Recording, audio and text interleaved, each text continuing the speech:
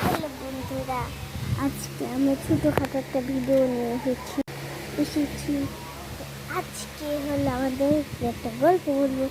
একটা ছিল মেয়ে আর একটা ছিল রাজা। ওই রাজাটা মাথায় আমার কাছেই ভালো লাগে না। তোমরা কি আমার একটা মেয়ে আমার ভিতরে একটা সাবস্ক্রাইব করেন? আমার লাইকে প্লিজ একটা করে সাবস্ক্রাইব করে দিও। আমি তাদের জন্য প্রতিদিন একটা একটা করে ভিডিও বানাবো।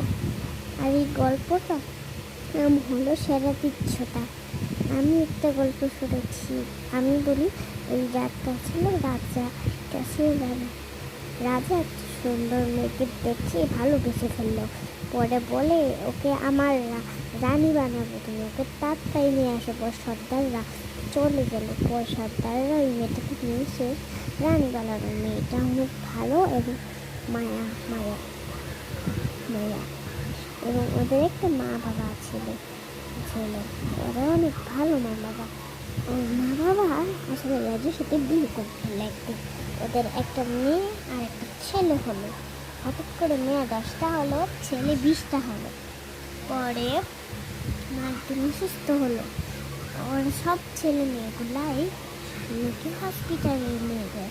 পরে মা ওই ছেলেটাকে অনেক আদর করতো, মেয়েটাকেও আদর করতো, মেয়েটার মতো যত্ন করতো। আর ছেলেটা মার সব ওষুধ এনে দিত এবং টাকা দিত।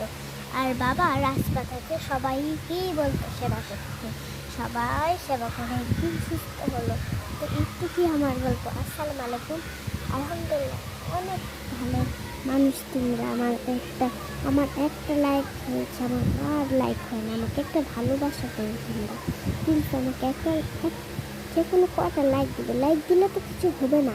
লাইক করলে আমি আরও ভিডিও করবো। তোমরা যদি আমার সব ভিডিওতে 10টা করে লাইক দাও, 20টা করে, 10টা করে যদি লাইক দাও, আমি আরও সুন্দর সুন্দর ভিডিও আনবো তোমাদের জন্য। বুঝেছো? তো এখন দিলাম টাটা, আসসালামু আলাইকুম। আমার ভিডিও এখনো কমেনি, আর একটু হলেই কমবে। এটার জন্য আর একটু কথা বলে নিই। আসলে এ দেখো, আমি এখানে জামা আনি না। আমি ঢাকায় থাকতাম, ঢাকা মনে করতাম না। এখানে এসে আমার কম জামা আনছে। এটার জন্য